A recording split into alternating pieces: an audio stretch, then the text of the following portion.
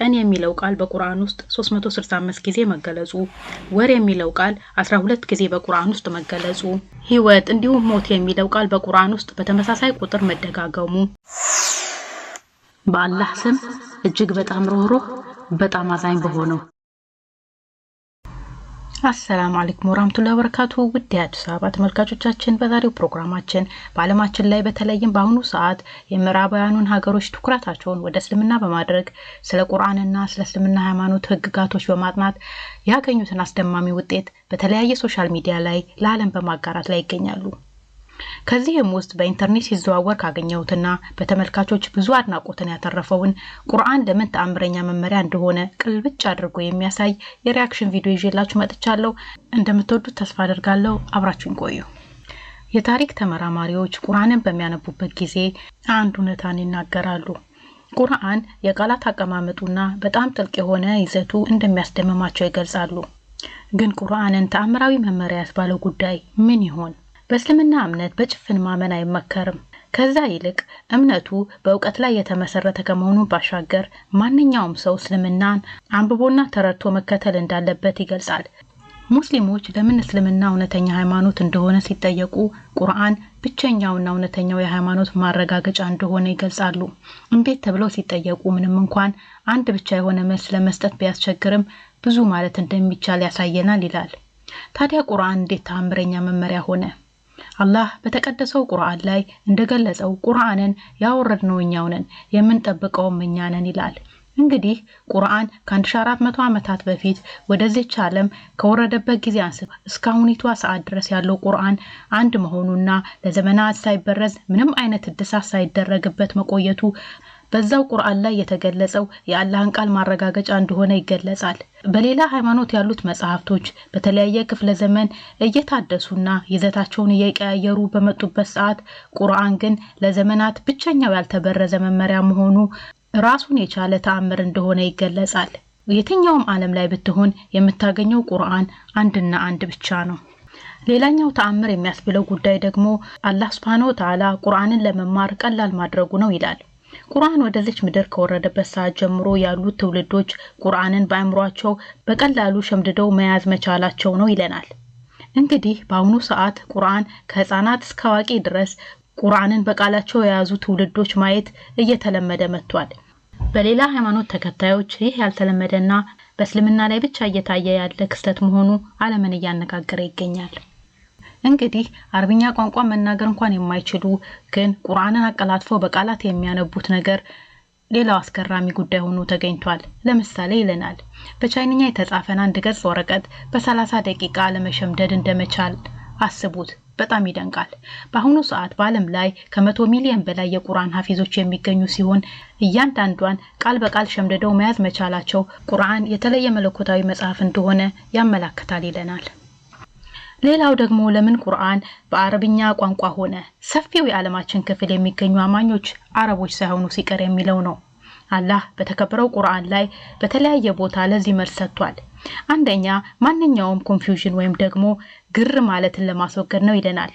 በቁርአን ላይ እንደሚታወቀው አረብኛ ቋንቋ የተብቃቃና ራሱን የቻለ ቀመር ያለው ሲሆን በዓለማችን ከ3 ዋነኛ የመግባቢያ ቋንቋ አንዱ አረብኛ መሆኑን እየገለጸ አረብኛ ቋንቋ ለየት የሚያደርገው አንድን ቃል ሙሉ አረፍተ ነገር ሆኖ መዘርዘር መቻሉ ነው ይለናል። እንግዲህ ይህን በቀላሉ ለማስረዳት የእንግሊዘኛ ቋንቋ በጠቅላላ 171146 ቃላቶች ሲኖሩት የአረብኛ ቋንቋ ግን 12.3 ሚሊዮን ቃላቶችን የሚይዝ ሆኖ እናገኘዋለን።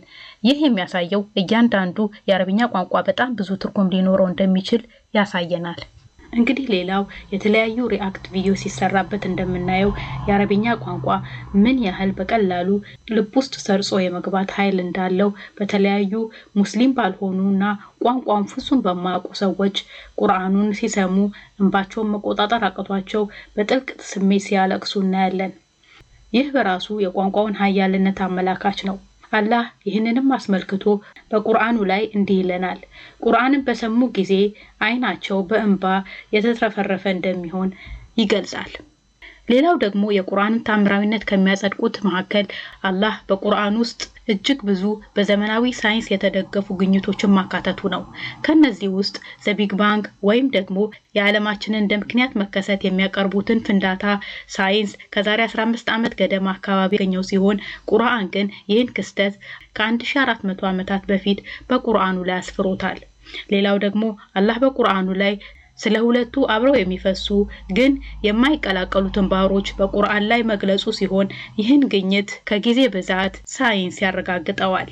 ይህም አልበቃም። የዓለማችንን ሳይንቲስቶች ያስደነገጠው ስለ ሰው ልጅ አፈጣጠር ቁርአን ላይ በግልጽ መካተቱ የተነሳ ይህ ጥልቅ ዕውቀት ከ1400 ዓመታት በፊት መልእክተኛው በምንም ተአምር ሊያውቁት እንደማይችሉና ይህ የአንዱ የፈጣሪያችን አላህ ተአምር መሆኑን በፕሮፌሰር ኪድሞር የተባለ ተመራማሪ ገልጸዋል።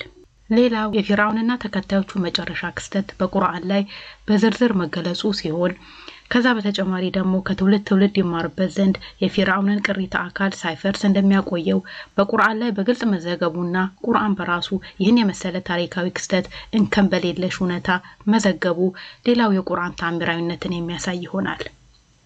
ሌላው ደግሞ አነጋጋሪ ጉዳይ በቁርአን ላይ ከተገለጹት ክስተቶች ሳይንስ ደግሞ ከዘመናት በኋላ ያረጋገጠው ጉዳይ ፐርሺያኖች ሮማውያንን ያሸነፉበት ቦታ አላህ በቁርአኑ ላይ ጠቅሶ ይህ ቦታ የምድራችን ዝቅተኛው ስፍራ በማለት በቁርአን ላይ ገለጸው ሲሆን አሁን ላይ ይህም ቦታ በሳይንሳዊ ጥናቶች የተረጋገጠ የምድራችን ዝቅተኛ ስፍራ ሆኖ ተመዝግቧል።